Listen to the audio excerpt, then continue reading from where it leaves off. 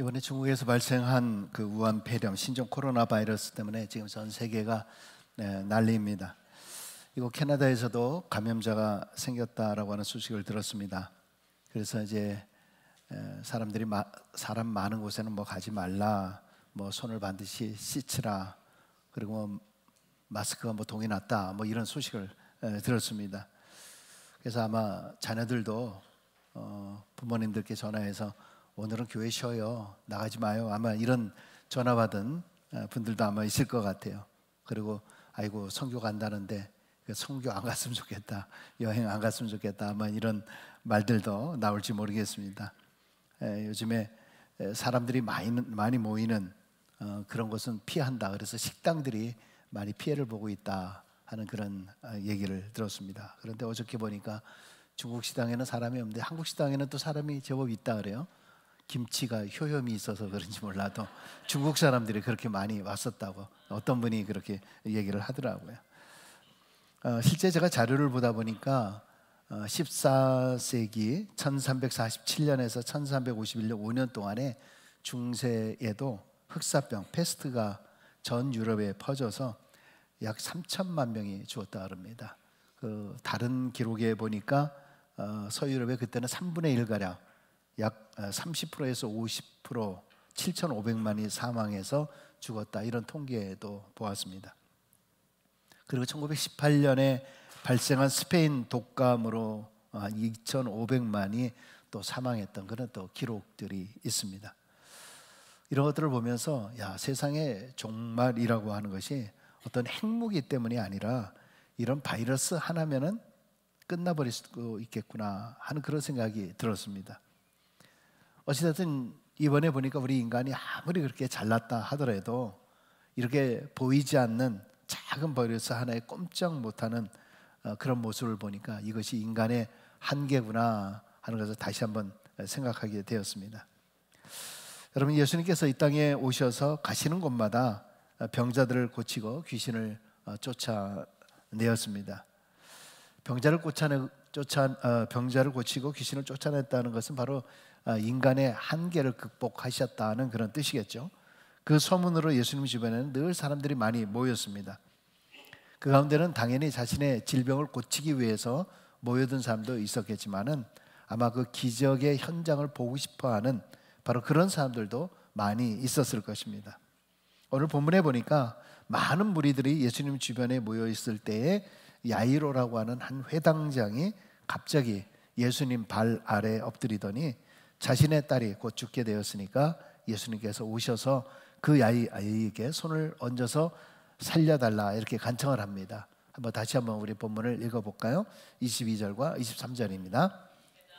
회당장 중에 하나인 야이로라 하는 이가 와서 예수를 보고 발 아래 엎드려 간곡히 구하여 이르되 내 어린 딸이 죽게 되었사오니 오셔서 그 위에 손을 얹으사 그로 구원을 받아 살게 하소서 하거늘.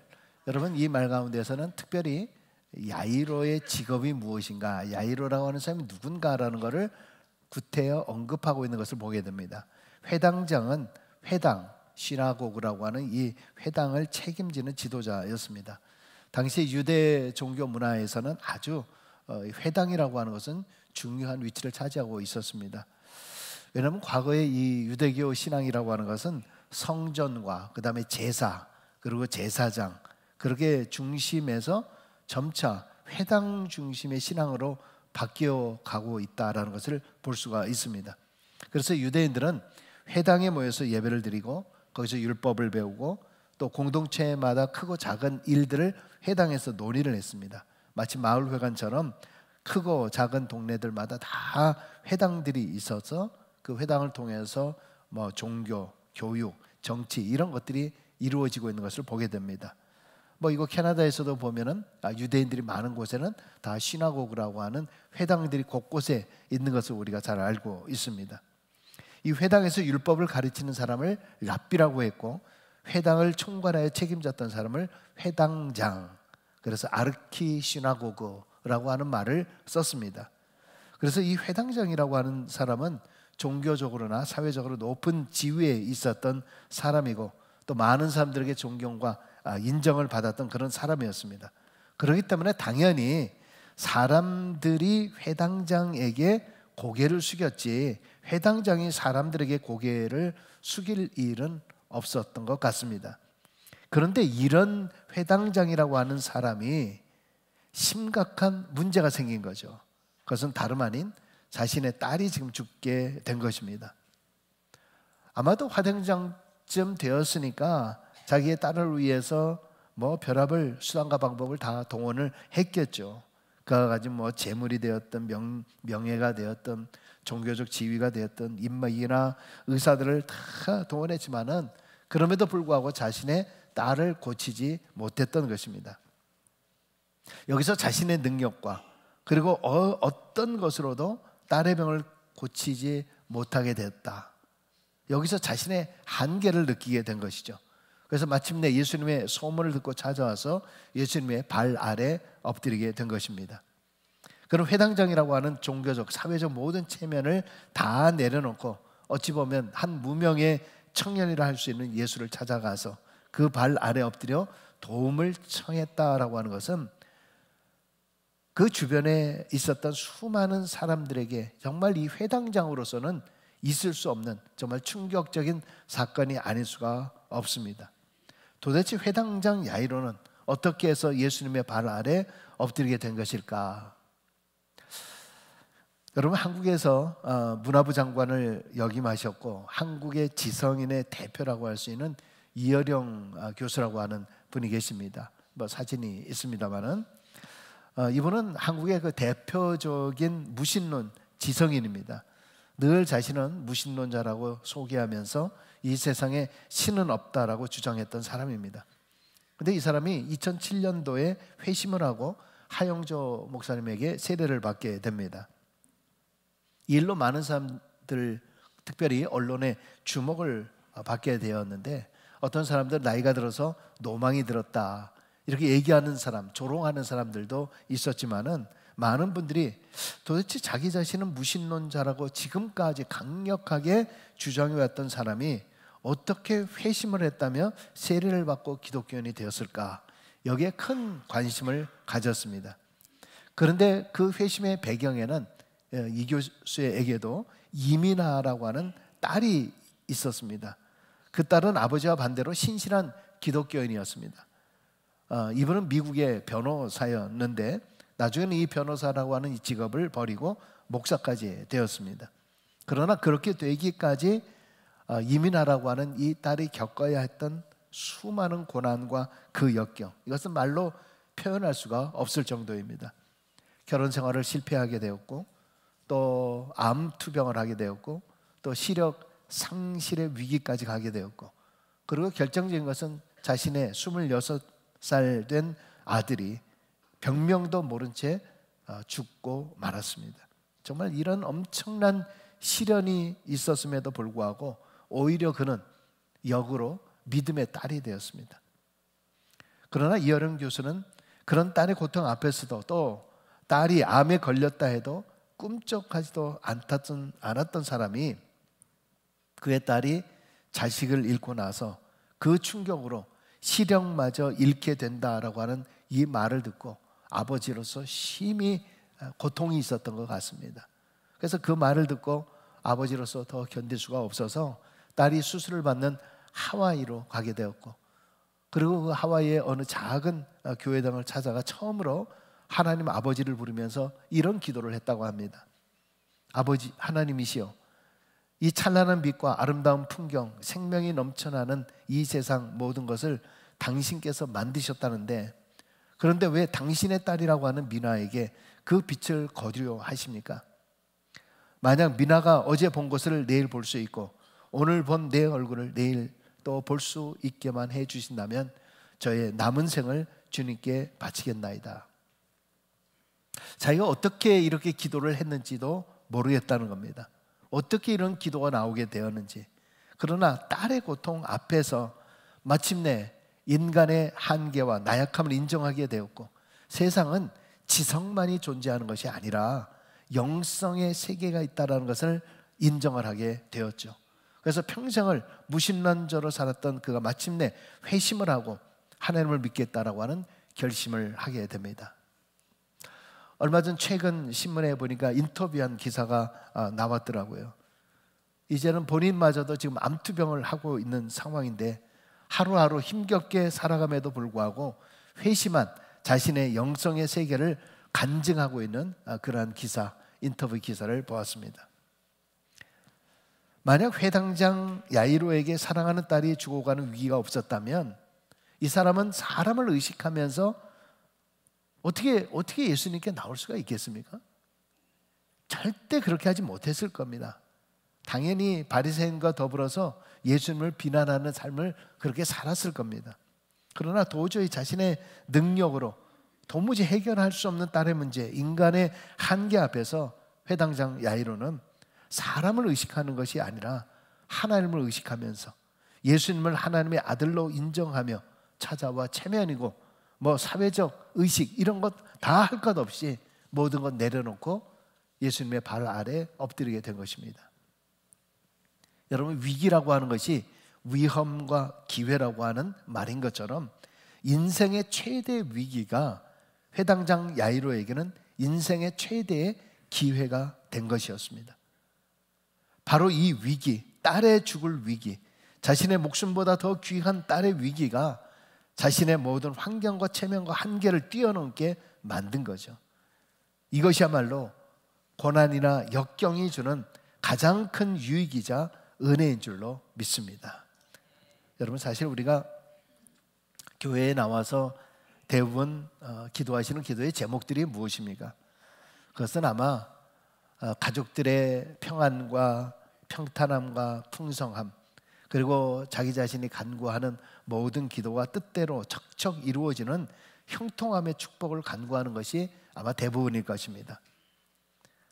우리는 대부분 내 삶이 지금보다 더 풍성해지면, 내 삶이 좀 더 여유로워지면, 그리고 내가 좀 더 성공하고 이전보다 더 행복하고 더 많은 것을 가지고 더 큰 것을 가지면은 남을 위해서 더 많은 것을 할 수 있다라고 그렇게 생각을 합니다. 여러분, 그러나 실상은 그렇지 않습니다.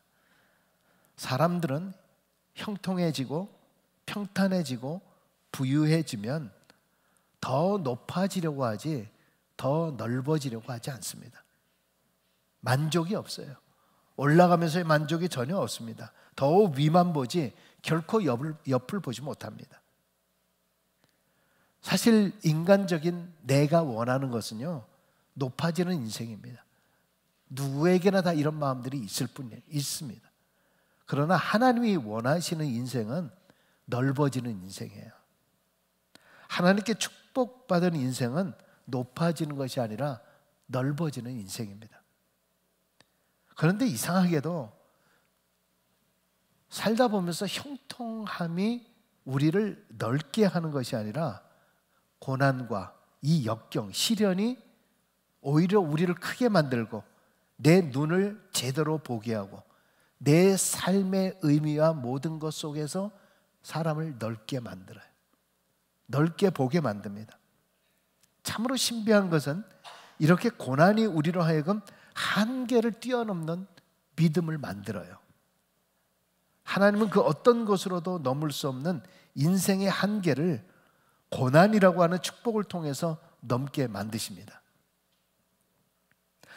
오늘 사랑하는 딸의 병으로 말미암아 야이로라고 하는 회당장으로 하여금 도저히 당시로서는 예수님께 가까이 갈 수 없었던 자신의 한계를 뛰어넘게 만들었습니다. 딸에게 닥친 고난은 무신론자 이어령으로 하여금 무신론이라고 하는 자신의 한계, 자신의 교만, 자만을 무너뜨리고 인간의 연약성을 인정하고 그 앞에 무릎 꿇을 수밖에 없었던 거예요. 여러분, 그러나 사실 이 큰 고난이나 어려움은 한 번 겪어봤다고 인생에 또 다른 고난이나 어려움이 없는 것은 결코 아니죠.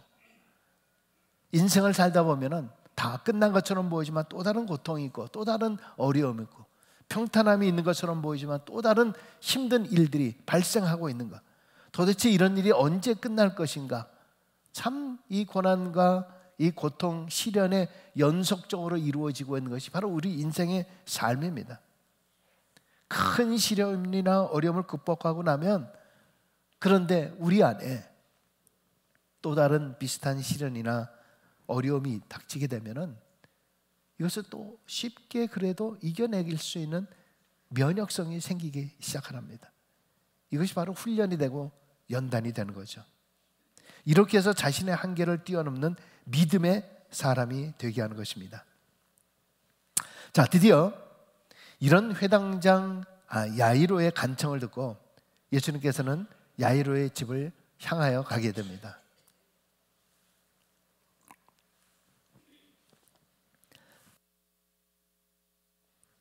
여기서 이 본문은 독특하게 이 사건을 말하고 있는 것이 아니라 이 사건 중간에 또 다른 사건을 지금 언급하고 있었죠. 그게 뭡니까? 수많은 사람들의 호기심으로 예수님을 애워싸고 밀치며 따라가고 있는 상황에서 12년 동안 혈류증으로 고생하던 여인이 아무도 모르게 예수님의 옷자락에 손을 댄 그 사건이 일어난 거죠. 이 여인은 오늘 본문을 보니까 예수님의 옷에만 손을 대어도 자신의 병이 나을 것이라고 그렇게 믿었습니다.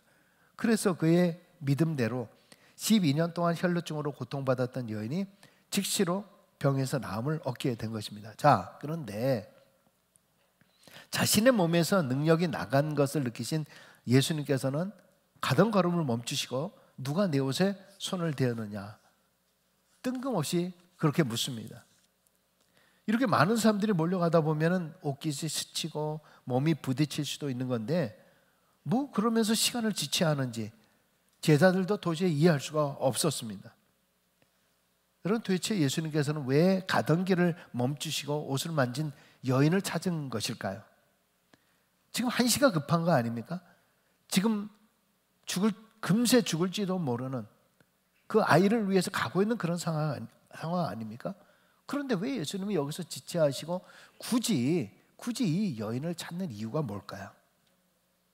여러분, 여기서 우리는 한시가 급한 회당장 야이로의 포커스를 둘 수가 있습니다. 여기서 이 야이로에게 매우 중요한 가르침을 주기 위함이 있습니다. 무엇입니까? 여러분, 우리는 살면서 정말 예상치 못한 고난과 시련을 겪게 되면은요, 사람이 변하게 돼요. 사람이 원래 잘 변하지는 않지만 고난을 만나게 되면 사람들은 어떻게든 변화가 됩니다. 그 변화에는 크게 두 가지가 있습니다. 첫 번째는 고난 때문에 이전보다 더 나쁜 사람으로 변하게 되는 경우가 있고요. 또 두 번째 경우는 고난 덕분에 이전보다 훨씬 좋은 사람으로 변하기도 한다는 것입니다.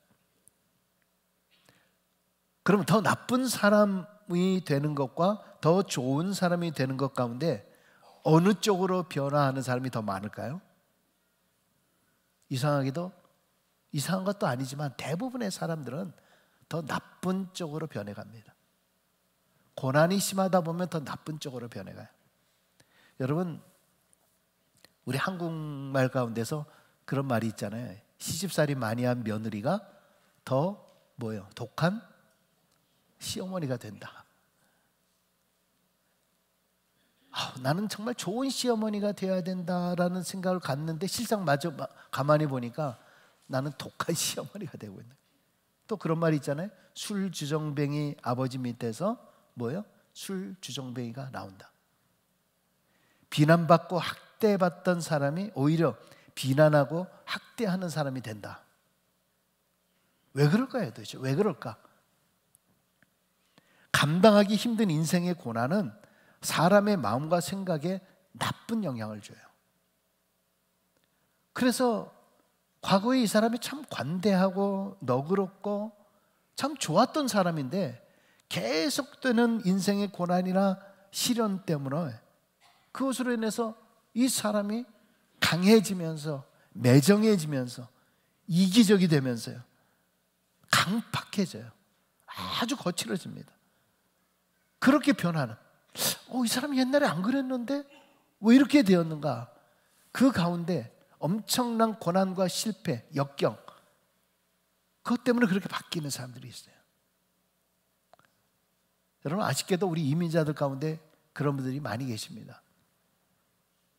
참 이 이민 생활이라고 하는 것이 생각한 것만큼 얼마나 어렵습니까? 내 조국 내 나라가 아니라 다른 나라에서 산다는 거, 아무리 환경이 좋고 아무리 상황이 좋아도 그러다 보니까 내 안에 한이 있는 거예요. 분노가 있게 됩니다. 그래서 기가 세지고 어떤 때는 아주 강팍할 때가 있습니다. 얼마나 자존심이 세지는지 몰라요. 나를 무시하는 것은 참지 못합니다. 가장 큰 죄악은 무시하는 죄예요. 무시하는 죄. 얼마 전에 목사님들하고 이렇게 얘기를 하다 보니까 한국에서 보니까 토론토, 이 캐나다에서 목회하던 분이 한국에 목회하러 나가신 분들이 많이 있대요. 근데 한국에 목회하러 나가신 그 목사님들이 거기서 아주 잘한대요. 그 소문이 나가지고 이 캐나다나 이민 목회나 뭐 이런 데 하시는 목사님들을 교회가 비면은 청빙을 많이 한대요. 왜 그런가? 도대체 왜 그런가 그랬더니 여기서 산전수전을 다 겪어가지고 이 이민 목회자들이 굉장히 겸손하대요. 겸손하대요. 한국에 가보니까 야, 어느 교회에서 모시니까 산전수전 다 기가 빠지고요, 다 순종도 잘하고 다 겸손하다는 거예요. 겸손하다는. 뭐 저는 부를 것 같지 않고 저는 뭐. 물론 이제 반대로요, 이전보다 더 나은 사람이 되는 경우도 있습니다. 정말 이전에는 자기만 하는 이기적이고 탐욕스러운 사람이 자신이 겪어야 했던 인생의 시련, 이 실패 덕분에 다른 사람의 고통을 불쌍히 여기고 공감하는 사람이 되기도 하고 또 신앙을 갖기도 하고 고난 덕분에 이전보다 더 신실한 믿음의 사람이 되는 것도 있습니다. 여러분, 이 고난이나 시련이 사람에 따라서 서로 다른 차이를 가져오는 가장 중요한 이유는 바로 그것을 어떻게 받아들이고 대처하느냐에 달려 있다는 것입니다. 그러니까 고난을 내가 어떻게 받아들이고 대처하느냐에 따라서 어떤 사람은 이전보다 더 나쁜 사람으로 변하기도 하고 어떤 사람은 이전보다 더 나은 사람으로 만들기도 한다는 것입니다. 여러분, 예상치 못한 어려움을 겪을 때 대부분의 사람들의 반응은 왜 하필이면 납니까? 왜 하필이면 내가 이렇게 고난을 당해야 됩니까? 왜 하필이면 내가? 이런 질문을 던지게 됩니다.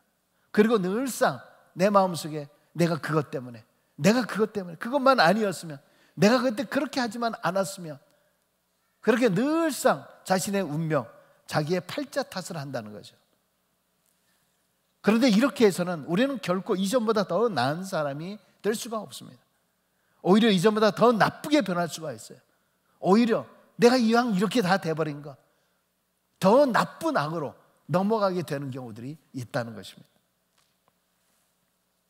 그러나 우리 성도들은 내가 겪는 시련을 통해서 반드시 내가 이전보다 더 나은 사람이 되기를 원하는 분명히 하나님의 뜻과 하나님의 손길, 하나님의 타치하심이 그분에게 있다는 것을 기억하셔야 돼요. 하나님, 도대체 이 고난을 통해서, 이 어려움을 통해서 하나님, 내가 뭘 배우기를 원합니까? 하나님, 이 일들을 통해서 내가 무엇을 바꾸기를 원하십니까? 내가 미처 하나님의 뜻을 발견치 못한 것이 있었습니까? 그것 때문에가 아니라 오히려 그것 덕분에라고 하면서 그 속에서 하나님의 뜻을 발견하면서 더 나은 사람으로, 더 좋은 사람으로, 더 믿음의 사람으로 나아갈 수 있게 되는 줄로 믿습니다. 여러분, 다시 본문으로 돌아와서 혈류병이 든 이 여인의 갑작스러운 등장으로 예수님이 결국 지체하게 되었잖아요. 그때 날아온 이야기가 뭡니까? 메시지가 뭡니까? 결국 야이로의 딸이, 결국 딸이 죽었습니다라고 하는 그 메시지를 받게 됩니다. 여러분, 딸이 죽었다라고 하는 도중에 이 이야기를 전달한 이야기의 뜻은 뭡니까? 더 이상 예수님은 필요가 없습니다. 더 이상 예수님이 올 필요가 없습니다. 예수님은 끝이 나기 전에 필요한 것이지 이미 끝이 나버리면 더 이상 필요가 없는 존재다라고 하는 말이죠. 여러분, 이럴 때에 야이로의 반응이나 사람들의 일반적인 반응이 뭘까요? 아마 이런 반응을 할 수가 있었을 거예요.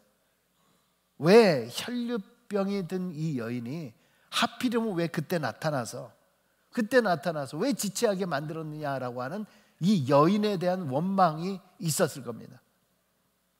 또 하나는 그 일에 대해서 왜 예수가 후퇴하여 거기서 지체하게 되었느냐, 예수님에 대한 원망이 있었을 것입니다. 여러분, 우리 인간의 속성 가운데는 이 두 가지 원망이 있습니다. 언제나 우리는 어떤 일이 벌어졌을 때 나를 탓하는 것이 아니라 사람들을 탓합니다. 문제의 원인을 그 사람 때문이라고 얘기합니다. 외부를 탓합니다. 남을 탓합니다. 내 아내를 탓하고 내 남편을 탓합니다. 여러분, 그런데 예수님이 이때 태연하게 회당장에게 얘기하잖아요. 태연하게 회당장에게 얘기해요. 다 끝이 난 상황인데 뭐라고요? 36절에 보니까 두려워하지 말고 믿기만 하라. 우리 인간적인 모든 생각과 모든 것은 끝이 난 거예요. 근데 끝이 난 그 상황에서 두려워하지 말고 믿기만 하라. 여러분, 끝났는데 뭘 믿어요? 끝났는데 뭘 기도해요? 끝났는데 더 이상 할 게 뭐 있어요? 여러분, 그런데 바로 그때 진짜 믿음이 시작되는 거예요. 원망 탓이 아니라 바로 여기에서 진짜 믿음이 발동해야 하는 거예요. 이게 믿음의 생활이에요. 여러분, 인간의 끝이 하나님에게도 끝은 아니에요. 인간의 절망과 끝은 바로 하나님의 기적의 시작입니다. 할렐루야. 그런데 대부분 인간적으로 끝이 났다면 우리는 똑같이 믿음의 사람이라고 하면서 내가 끝내요. 더 이상 기도할 게 없네. 더 이상 다 끝났는데. 결국 원망과 절망하다가 내가 신앙인이라고 하면서 믿음의 사람이라고 하면서 그러다 끝나버려요. 여러분, 그러나 오늘 말씀에는 바로 이 한계를 뛰어넘을 때에 비로소 자신이 기대하지 못했던 하나님의 기적, 하나님의 은혜를 체험하게 되는 거예요. 할렐루야. 오늘 본문은 세상 사람들의 생각과 주님의 생각이 다름을 보여주고 있어요. 우리는 신앙이라고 해도 다 자기 중심적이고 이기적이고 늘 자기 문제에만 집중합니다. 하나님 앞에 내 문제가 시급했지 다른 이들의 문제는 안중에 없어요. 나밖에 몰라요. 그것은 결과에만 치중하기 때문에 그래요. 여러분, 어차피 우리 주님에게는요, 살았느냐 죽었느냐라고 하는 것이 중요한 것이 아니라는 거예요. 주님의 관심은 사람 그 자체라고 하는 말이에요. 무슨 말이에요? 이게 지금 무슨 말입니까? 회당장은요, 자신의 입장에서 자신의 딸만 생각하고 있었어요. 내 문제에만 집착합니다. 내가 어떤 고난이나 어려움이 닥치면 다 상관없어요. 그것만 보고 있어요. 그런데 갑자기 끼어든 12년 동안 혈류증으로 고생당하던 이 여인의 문제, 이 여인의 문제는 내가 볼 때 우습게 생각하는 거예요. 내가 지금 급한 문제가 있는데 왜 이 사람이 끼어들어가지고 그 사람의 문제는 절박하다라고 생각하지 않은 거예요. 그러나 성경의 본문은 아주 특이하게 본문을 기록하고 있는 것을 보게 됩니다. 그것은 뭡니까? 특별히 회당장 야이로의 딸을 나이를 언급하고 있어요. 몇 살이라 그랬어요? 42절에 보니까 12살이다 라고 하는 나이를 언급하고 있습니다. 오늘 이 여인이 가졌던 혈류병의 그 기간이 몇 년이었습니까? 12년이라고 얘기하고 있습니다. 여러분, 이게 도대체 무슨 말을 의미할까요? 사실 이것은 동일한 고통을 얘기하는 거예요. 주님은요, 죽을 병이든 혈류병이 들은 이 여인이든 우리가 생각할 땐 죽을 병이 더 우선이라고 생각할지 모르지만은 예수님은 동일하게 취급하고 있는 거예요. 여러분, 여기서 우리는 고통 앞에서는 나밖에 몰라요. 얼마나 이기적으로 바뀌는지 몰라요. 나의 절박함밖에 몰라요. 그런데 오늘 주님께서 성경을 통해서 우리에게 전달해 주고자 하는 그 말씀은요, 자신의 문제가 급하고 힘든 만큼 내 이웃, 내 주변이 겪는 아픔 역시 동일하고 급하고 힘들고 아프다는 사실을 공감할 수 있어야 된다. 우리 주님께서는요, 우리의 큰 문제만 보시는 분이 아니라 우리 주님은 우리의 작은 아픔, 우리의 작은 한숨, 우리의 작은 신음까지도 듣기를 원하시는 우리 주님이라는 거예요. 누구의 기도는 들어주시고 누구의 기도는 안 들어주시는 분이 아니라 동일하게 동일한 관심을 갖기를 원하신다는 거예요.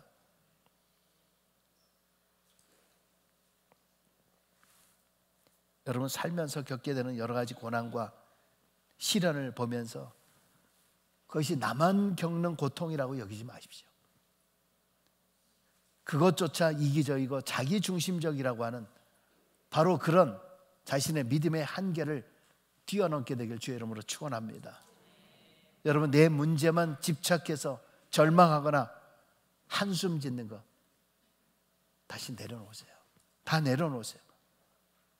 불평을 그치세요. 원망이나 자책감에 사로잡혀 살지 마십시오.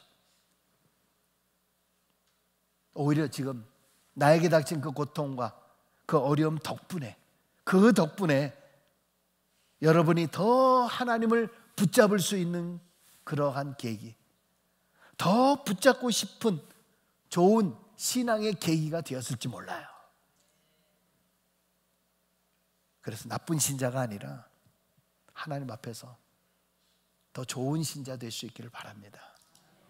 바라기는 오늘 이 깨달음이 오늘 저와 여러분의 신앙의 여정 가운데 늘 충만하게 되시길 주의 이름으로 축원합니다. 기도하겠습니다. 아버지 하나님,